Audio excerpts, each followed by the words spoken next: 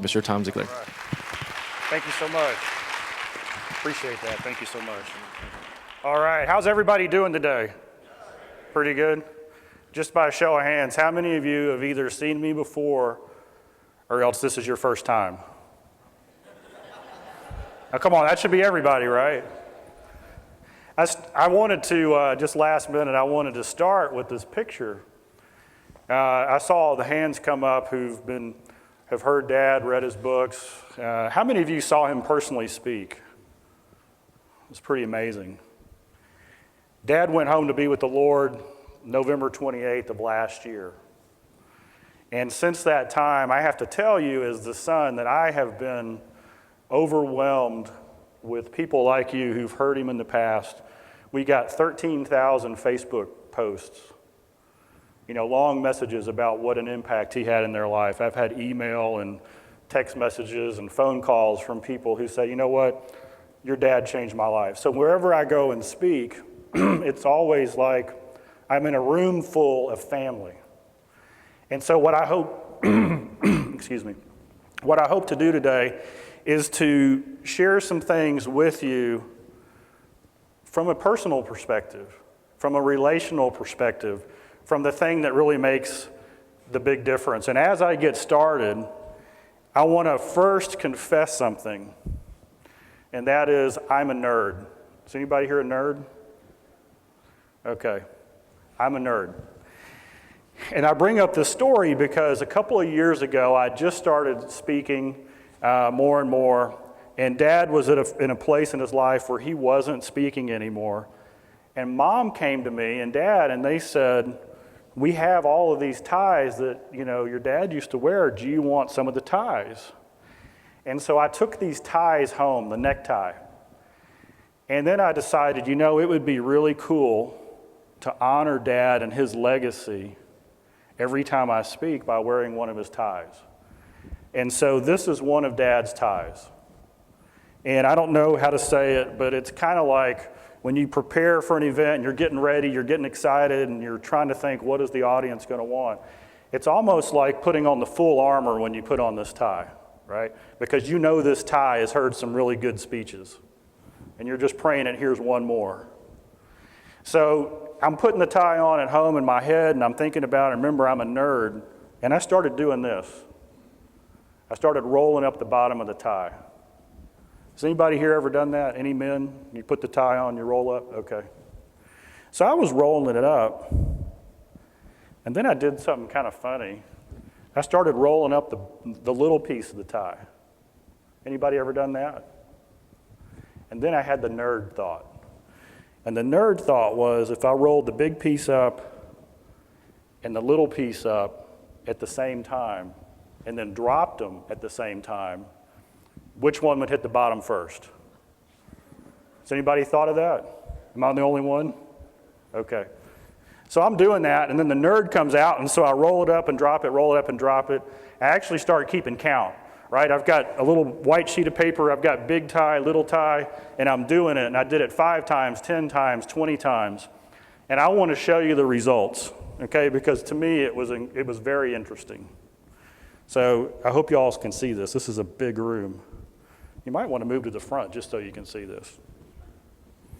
So I'm going to drop them both at the same time, and in your own mind, I want you to think, which one's going to hit the bottom first, the big piece or the little piece? Everybody see it? Y'all ready?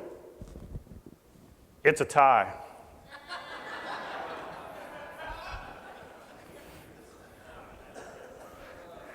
Is that good? You can use that, right? You can use that? Okay. Woo! A couple of years ago, I was speaking in Monaco, and we had the simultaneous translation, right? So it's English, French, and Italian. And so I say the joke, and all the English speakers start laughing. They go, ha, ha, ha, ha, ha. And then about 3 seconds later, all the Italians went, ha, ha, ha, ha, ha, ha. And then about 5 seconds later, all the French went, ha. So I don't know what that means. I still haven't figured it out. So anyway, I'm just telling you it works in every language.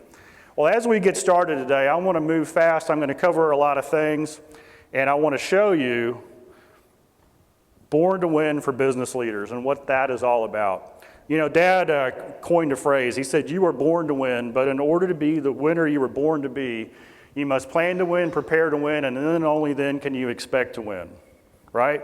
So what is a winner and what does that mean and how do we get there? And we got to plan, prepare, and expect.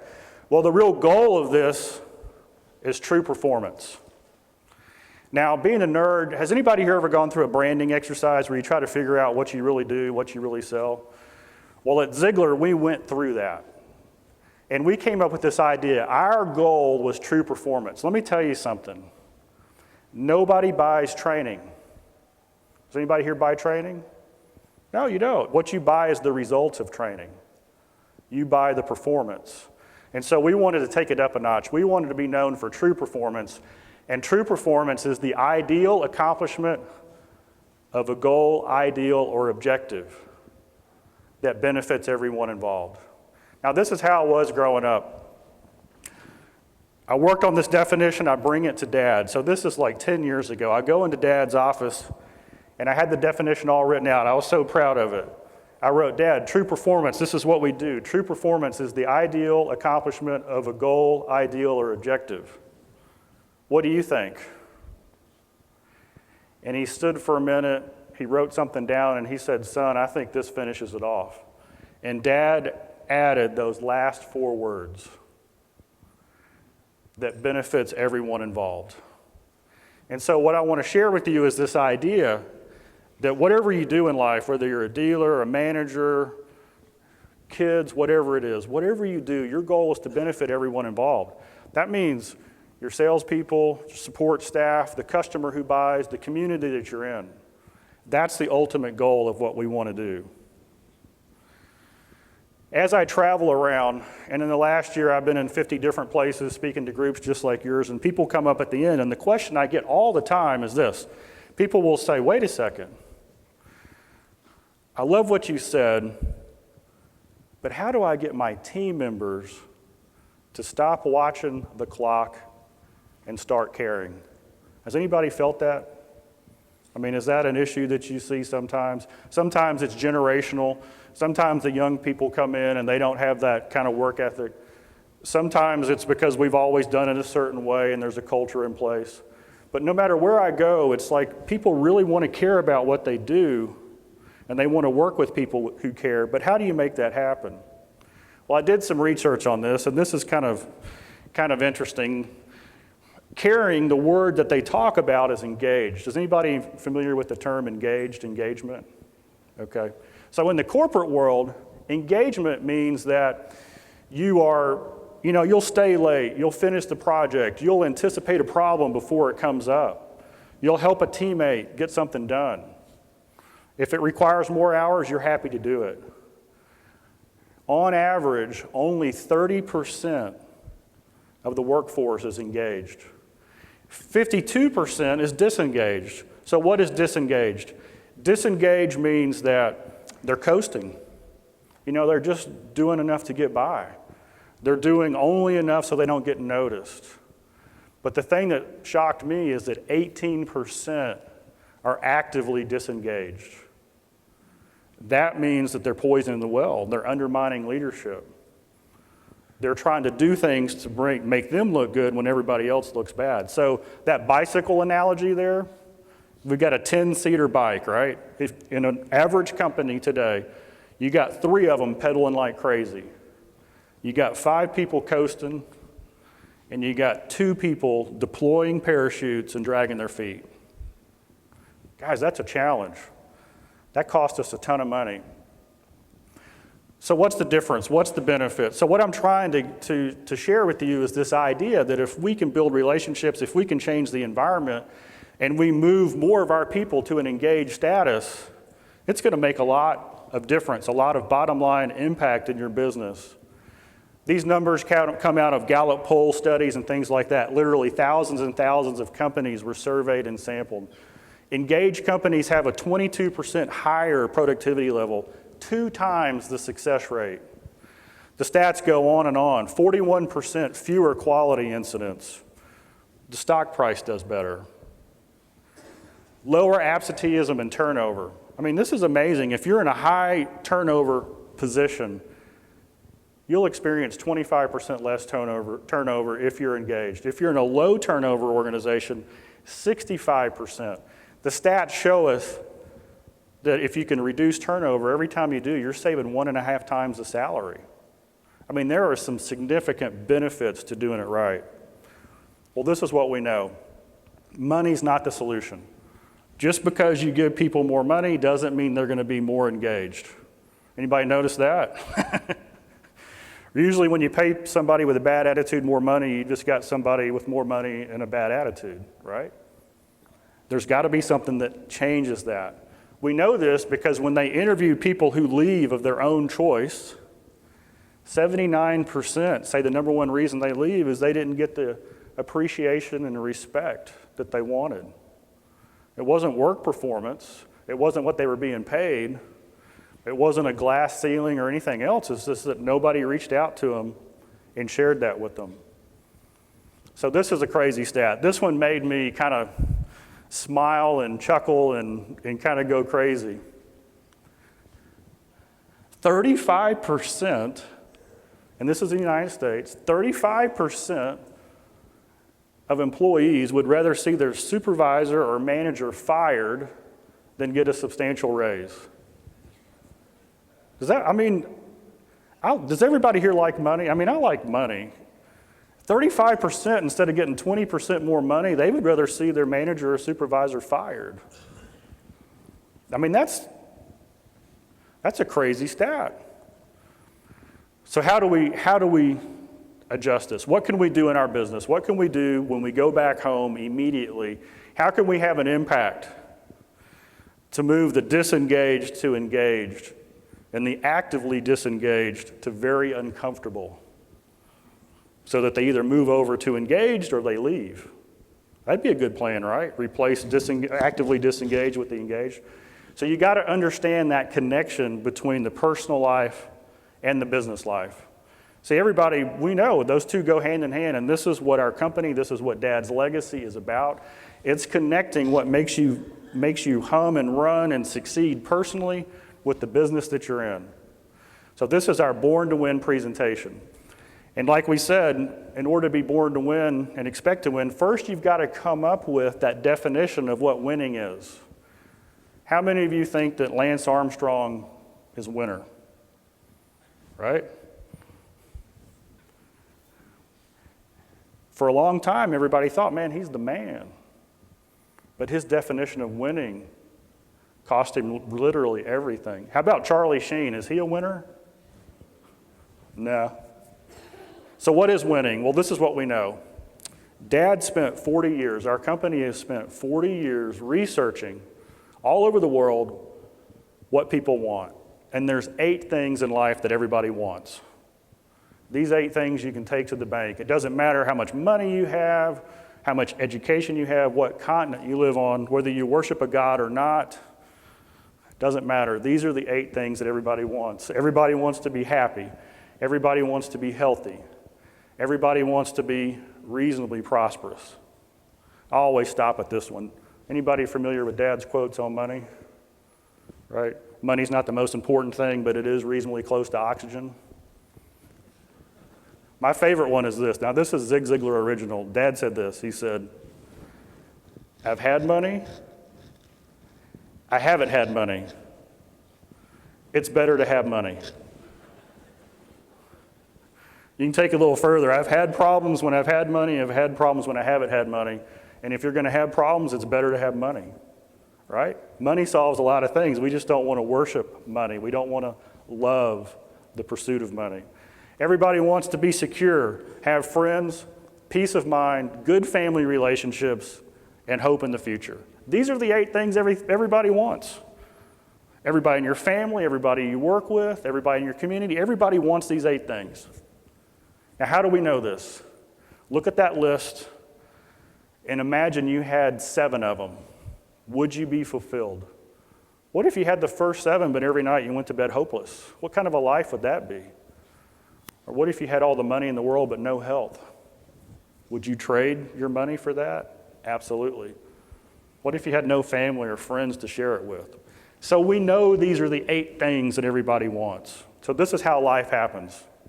It happened to me. I'm sure it's happened to most of the people in the room. You're in high school, and sometime along the way, that first job comes up. Maybe it's with a family member. Maybe you go work down the street, and you get that job. And you start climbing the ladder.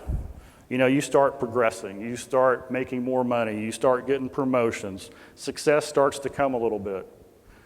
And then you get this condition, which I call stuffitis. Has anybody here had stuffitis? Right? You start trading the money for more stuff, right? Nicer place to live, nicer clothes, you eat at better places. If you're dating like I was, you got more money to spend when you go out on a date. And then something happens. It happens to almost everybody. One day you wake up and there's just that void in your life. This stuff is no longer solving it. Has anybody been there? I've been there. And this is where most people set their first unofficial goal. It could be this. You're so busy in your career that you don't even know what your spouse looks like anymore. You're working 70, 80, 90 hours a week. You're bringing it home. Relate to that? And so you set this unofficial goal. You know what? I'm going to start dating my wife again. I'm going to start planning time with my husband. That's what we call a goal. Well, here's what we know, is that no matter what goal you set, it's going to fall into one of 7 categories.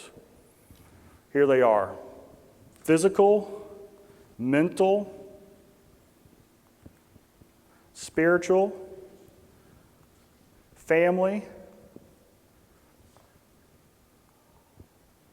career, financial, and personal. Any goal that you set, no matter what you do, who you are, when you set a goal, it's going to fall somewhere in one of those 7 categories. It could be, this debt's killing me. I need to get a budget and I need to get out of debt. It could be, I need to lose 40 pounds and get in shape. I don't have the energy I used to have. I'm getting worried about it. It could be a career goal. Hey, wait a second. If I'm going to go to the next level, I'm going to have to learn this, this, this, and this. I'm going to have to connect with this, this, and this. But here's what we get asked all the time. People ask us this. They say, of those 7 areas, where do I start? What are the most important things? And this is what we tell people.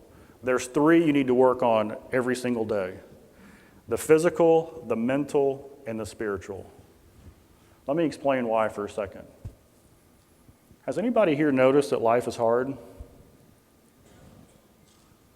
Can you be minding your own business and all of a sudden life trips you and kicks you in the teeth when you're on the ground? Only a few short months ago, one of my best friends, we buried his wife. 52 years old, pancreatic cancer. Never saw her youngest daughter graduate from high school.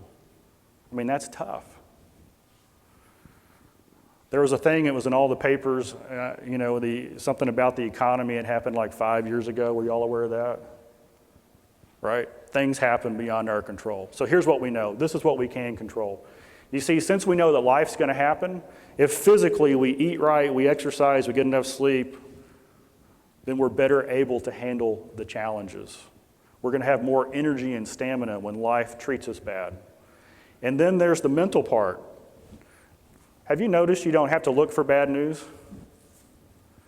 I mean, right now, I can guarantee you, I've got an email with bad news in it. I mean, it has sought me out. It has traveled from Dallas, Texas, all the way to here, right? I've got another news for you.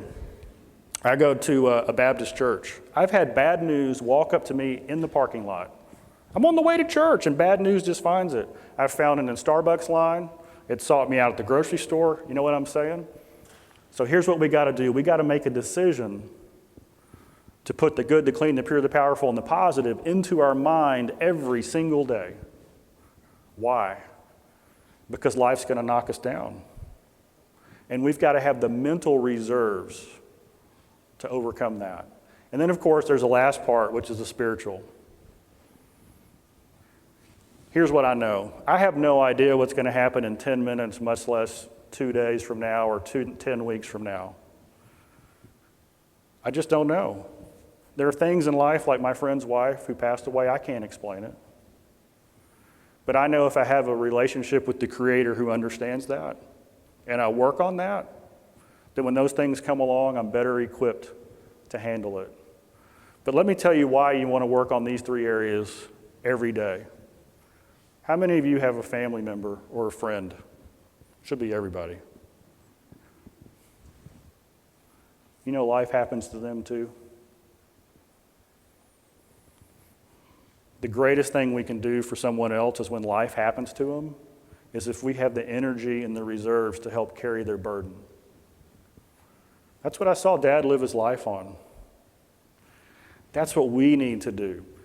But here's what we know. Unless you do all these things, unless you set these goals and you work on these areas of your life, unless you do it through character, it doesn't matter. There is no long-term sustainable success without character. Character is the essence. Dad said this. He said his number one reason that he was successful was because of his character and integrity. That's it. Seth Godin, a good friend of mine, marketing genius, he says we live in the connection economy. I mean, just walking through the trade show area last night and seeing all the companies that are here, all the technological companies, search engine optimization, social media, we're in the connection economy, right? Seth says this, the number one commodity in the connection economy is trust. Trust is the byproduct of character and integrity. It's absolutely essential and foundational. As we work on our 7 areas of our life, with character, we can create a vision. A vision is just your long-term goals, objectives, and dreams. I love talking about dreams. Dreams are what make the world go round. Dreams are what create innovation and allow us to go to the next level. So I have this quote. Dreams are the edges of the puzzle of your life. Remember, I told you I'm a nerd, okay? So I get kind of deep. Does anybody here do tabletop puzzles? Okay, how do you start the tabletop puzzle when you do it? Edges? Do the outside, right? Okay, I'm going to draw an illustration. So we get the puzzle out, we empty it out, and we start on the outside. Years ago, they did a study at an elementary school. They built this elementary school, it was brand new. These are kids 6 to 12 years old. And when the school year opened up, they had completed everything except for the fence around the playground. The behavioral psychologists came. They wanted to see what the kids would do when they would go out for recess. Here's what they saw. When the bell went off and they went out to the playground had all this playground equipment right next to the school building. The kids went and played on the playground equipment or they stood next to the teacher. 95% of the space that they had to play catch and football and tag and chase and all the things that kids do, they didn't use. Didn't go out that at all.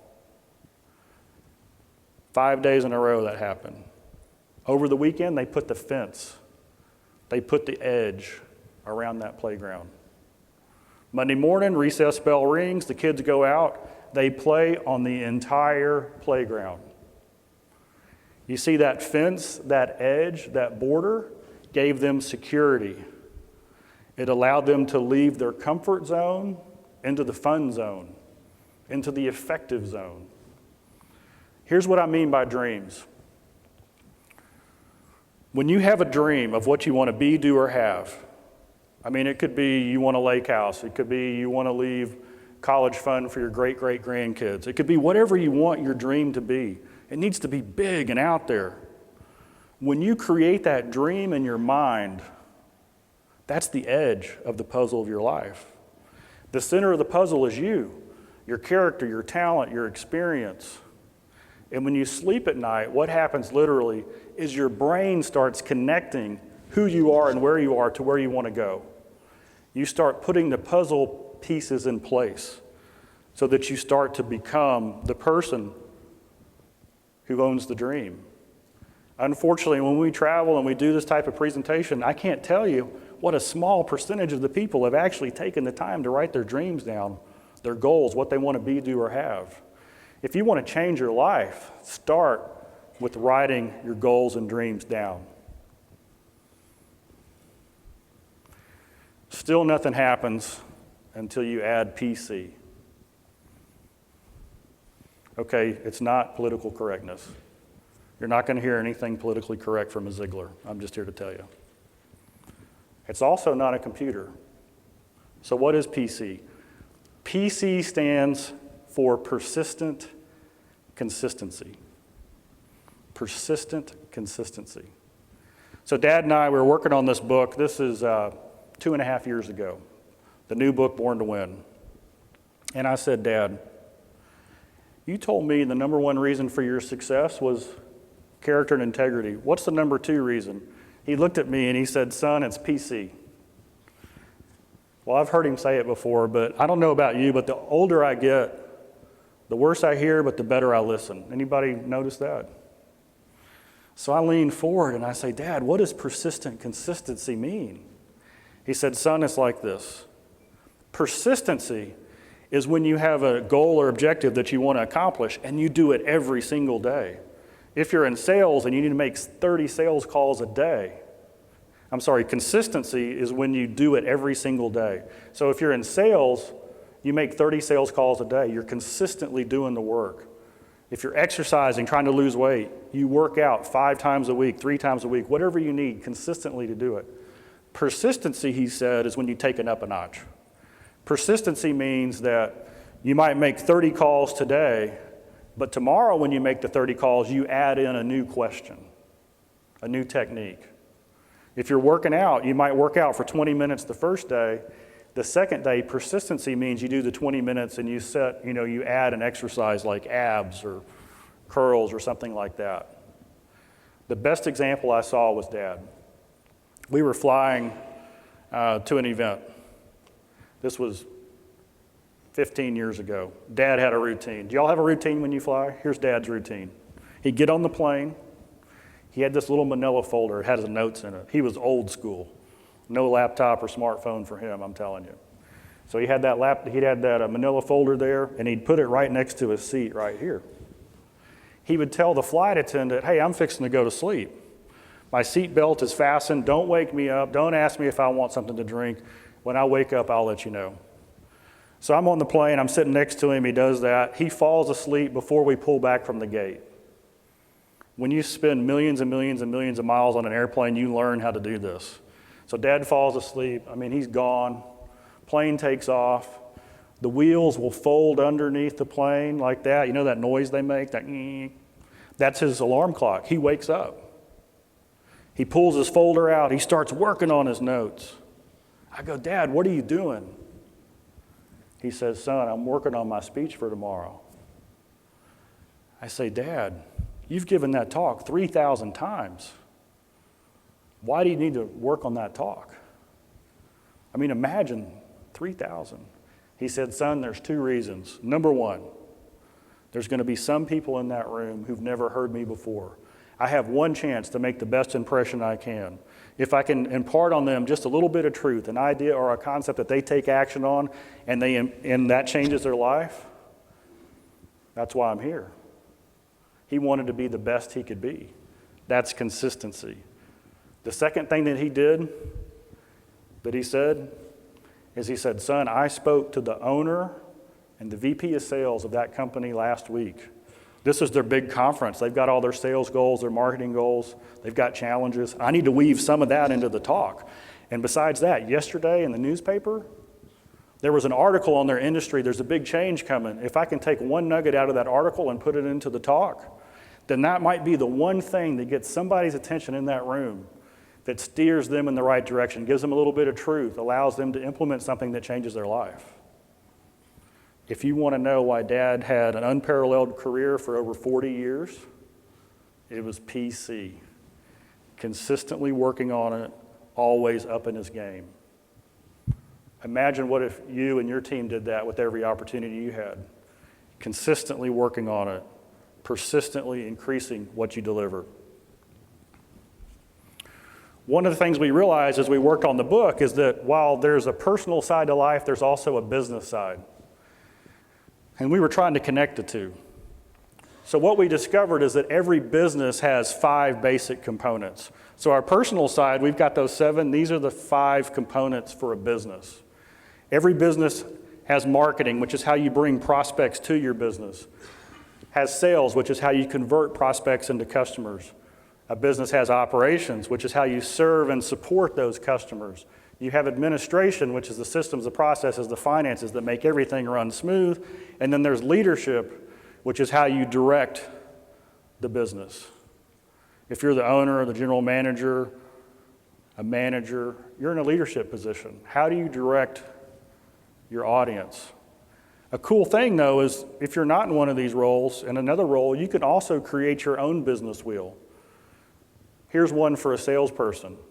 Every salesperson has to prospect, build relationships, go through a discovery phase, do a presentation, close for the business, overcome that objection if it comes up. And then we put motivation in there simply because we believe that the greatest of the great are self-motivated. Right? External motivation is temporary.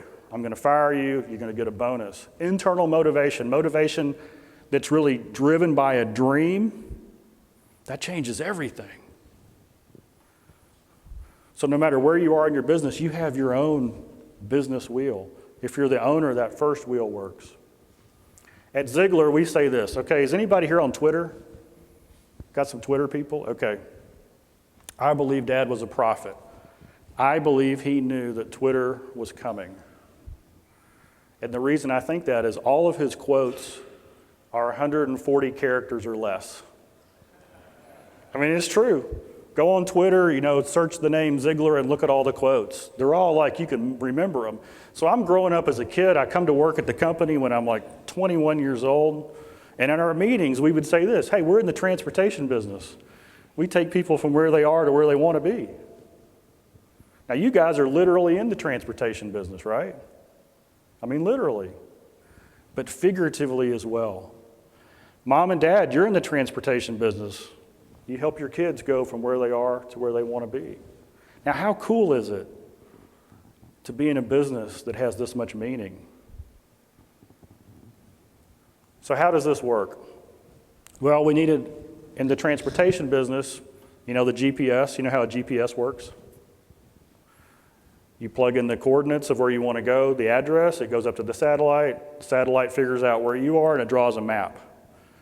Now, it can't draw a map unless it knows where you are, right? So what we've done is we've created a simple assessment for your personal life and your business. As you look at that, there's a scale of 1 to 10 on there. So if you're going to do your own assessment, look at the physical one for a second. What kind of physical shape are you in?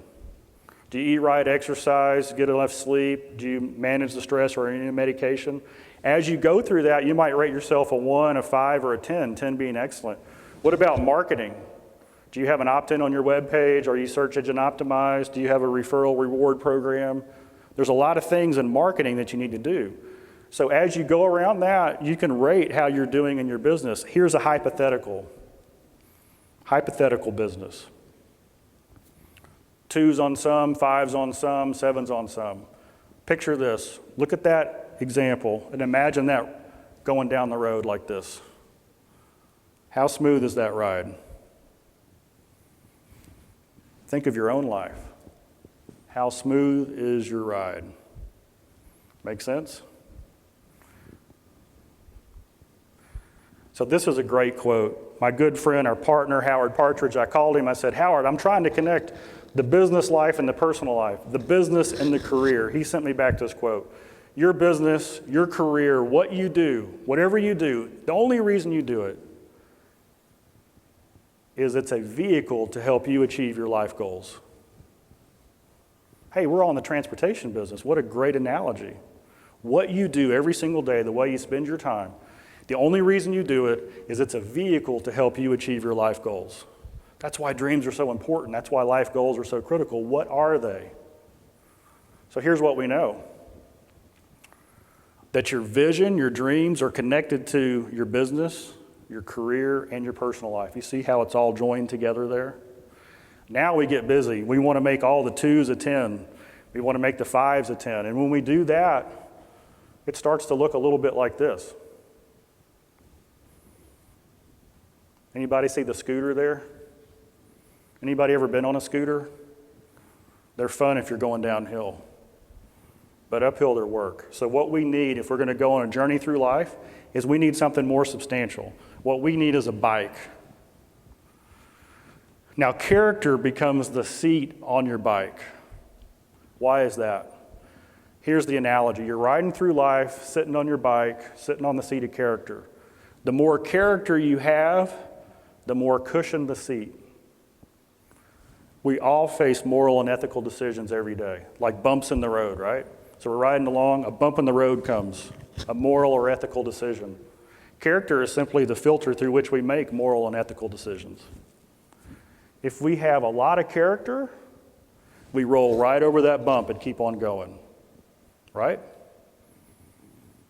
If we don't have any character, we're riding through life sitting on a seat post. And when you hit a big bump, full speed, sitting on a seat post, it is painful. Lance Armstrong knows something about that. So we've got to work on that character. Still nothing's happening. Why? Because we got to connect PC. What does PC stand for? Persistent consistency, right? That's our work ethic. Michael McGowan on our team, who's here, he's sitting in the back. I showed him this diagram the first time, and he said, Tom, PC, that's not persistent consistency, that's pedal like crazy, right? We got to pedal like crazy, but still nothing's happening. We got to get connected, right? We're spinning our wheels. We got to have a chain. So what's a chain? What is a chain? Goals are the links in the chain that connect activity to accomplishment. So if we want to pedal like crazy because we want to get in better shape, we've got to set a goal. And when we do that, we put our foot on the pedal of persistent consistency. The chain connects everything, and we move forward. So now we're sitting on our seat of character, going down the road of life, pedaling like crazy, looking through the handlebars of vision at the 8 things in life that we want, and it becomes our why. See the why there? But I told you I was a nerd. So why would you want a 1-speed bike when you could have a 21-speed bike? You got to add gears. So what are gears? Gears are just like this conference. Gears are outside knowledge and information that you can implement into your life and into your business that allow you to climb faster, go further, and accomplish what you want to do. Gears are books, CDs, coaching programs, seminars, workshops. Here's the example. Let's say that you want to grow your business by 20%. That's a pretty big goal. That's a mountain to climb. If you've got a 1-speed bike, you're pedaling up that hill, it's really steep, you got 2 choices. Get off and push the bike, or turn around and find an easier mountain to climb. But if you have gears, if you have a mentor, a coach, a new program to implement, a new strategy to execute, that's like putting the bike in a lower gear. So you stay seated on your seat of character, pedaling like crazy, making progress up that mountain.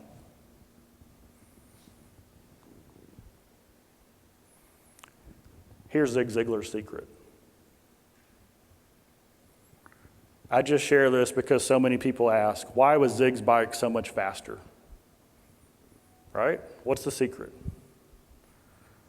For him in his life, he put God at the center of the hub. And if you look at his history, he was broken in debt before he did that. And when he started living out his famous quote, you can have everything in life you want, if you'll just help enough other people get what they want, everything changed. But it had to change at that spiritual level. So here's what I'm saying. If you do all of these things, then your bike starts to have fun. You start to travel down the road of life, you got the flag going, things are good. Now here's what I want you to think about. This bike is now burned on the back of your eyelids. When you go to sleep tonight, this bike's going to pop up. You're going to be thinking, that Tom Ziglar guy, I can't believe he did that to me. But here's what's so powerful. tomorrow, next week, next month, a year from now, if you're kind of struggling, you can literally pull this bike up from memory and go around each one of these areas and figure it out. What am I doing good in? Where do I need help? What do I need to focus on? It's such a great tool. So how does this all connect back to the leadership? It's pretty simple. The number one secret of leadership, of taking your business to the next level, is to get engagement. How do we get engagement? A manager that cares.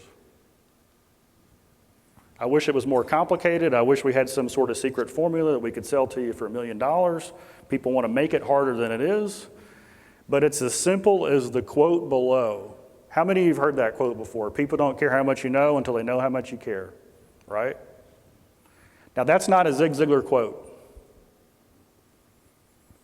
But Dad made it a Zig Ziglar quote by adding those last two words. About them. See, this is what we found, is most managers do care. Most leaders do care. They care about the bottom line, the profit, the customer surveys, making sure the store is clean, right? They care a lot. They want their team to be professional. They want them to do good. Well, guess what? I have news for you. Your team members, they don't really care that you care about that.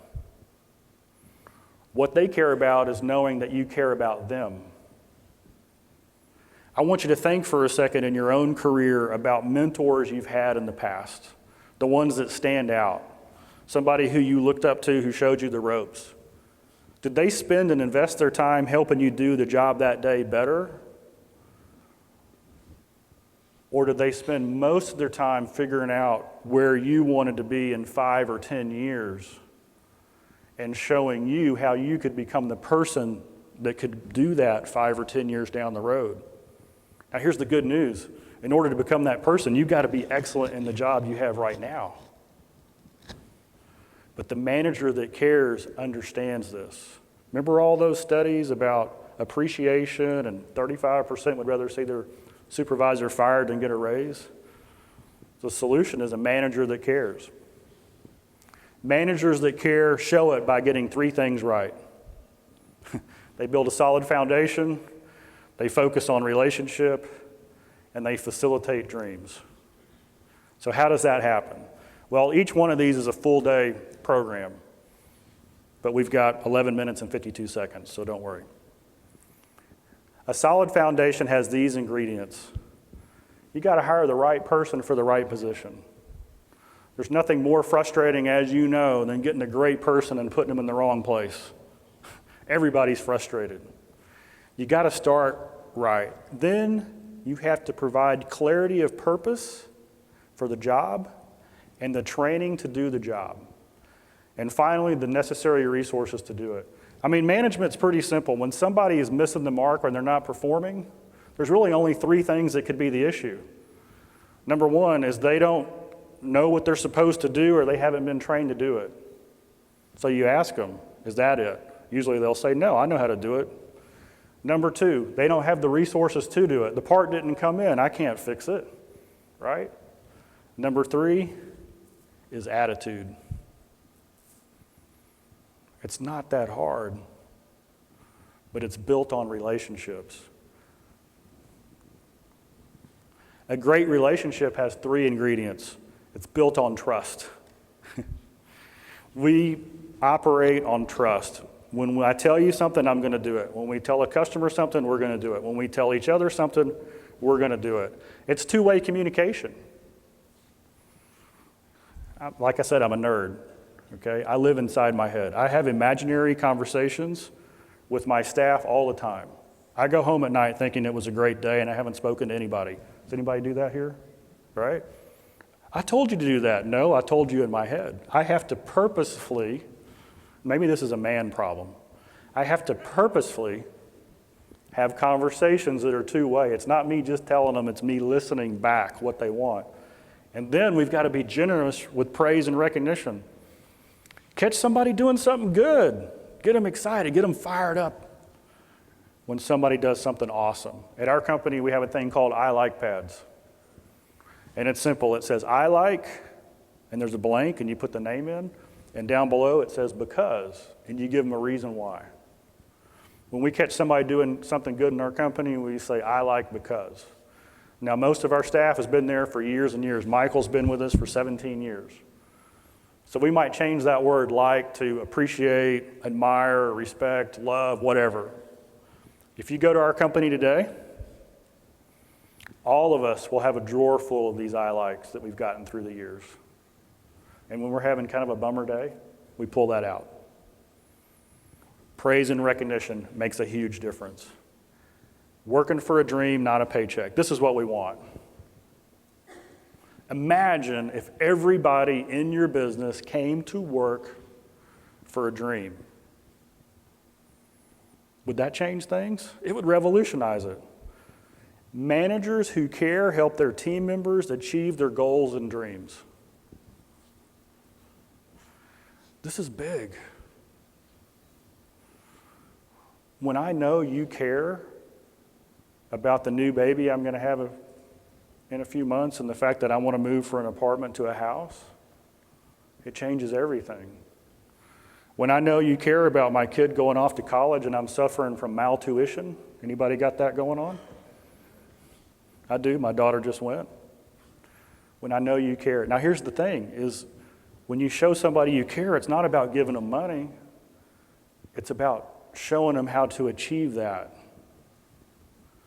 Being successful on the job should mean that the team member is one step closer to his or her personal goals and dreams. If we can get alignment between excellently doing my position, whatever it is, customer service, working on the car, greeting somebody at the front, handling the phone, doing the paperwork, when I do excellent at that, in my mind, I should be one step closer to my big dream. Managers who understand how to put those in alignment, they get engagement. So how do we do that? We call this the golden triangle.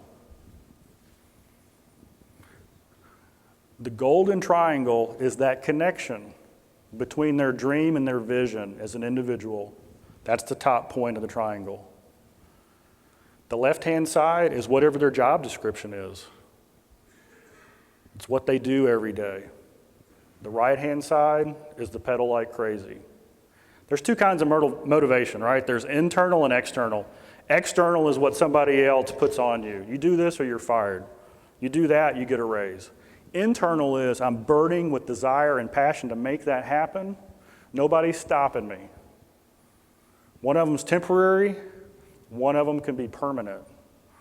When a team member understands that you care and you want them to achieve their goal or dream, the motivation and the attitude go through the roof. Now they understand that when they do their job with excellence, they're getting closer to their dream.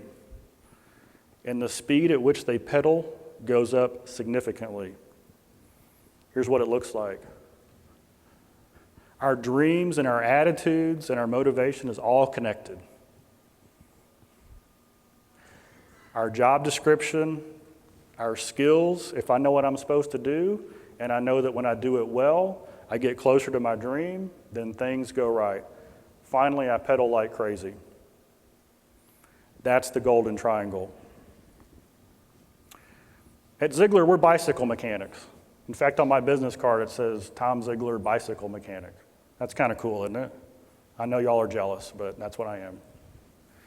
We help individuals tune up their bikes. On the personal side, we have goal setting. We have all these different kind of programs. We help businesses create this golden triangle. It's based on relationships. It's based on goal setting. It's based on identifying how to get alignment between where you want to go as an individual and as your corporation. We do this through all kinds of ways. We have an online program that has all of our material that people can access anywhere. We have in-house workshops that we bring. If any of you have questions on this, I would love to talk to you right after this about it. We also, if you like that bike, we have a little flyer that has the bike diagram on it, so you can take it home and maybe refresh your memory with it. But I want to close with this. A guy named Johnny. Everybody has a Johnny. Years ago, we were doing a program for a hospital in Dallas. At this hospital, they put their entire staff, everybody except the doctors, everybody except for the people who really needed it, through this program. I'm just kidding about that. Nurses, orderlies, technicians, kitchen help, the janitors, they went through this. And it was a personal development program, attitude, motivation, relationship building, goal setting. And a guy there at the hospital, his name is Dr. Bob. Dr. Bob was teaching this class.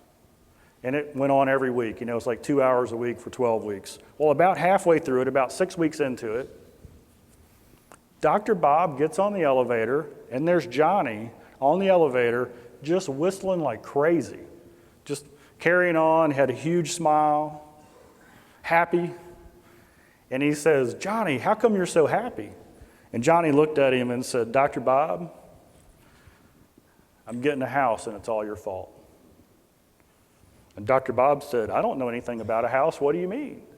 And he said, "Well, Dr. Bob, I've been going to that Zig program you guys have on. I've been working here 20 years. I love the people here. You treat me well."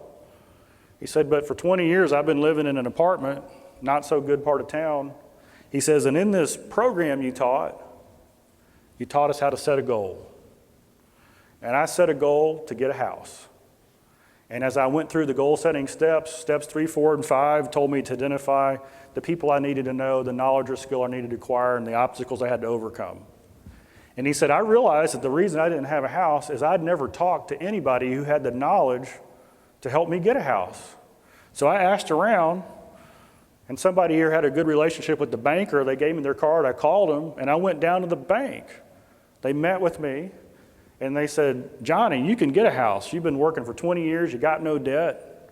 I mean, you got pay stubs forever. You've got enough for a down payment. You can get a house. And he said, Dr. Bob, next week I'm moving into a house in a better neighborhood closer to the hospital for less money than I was paying on rent.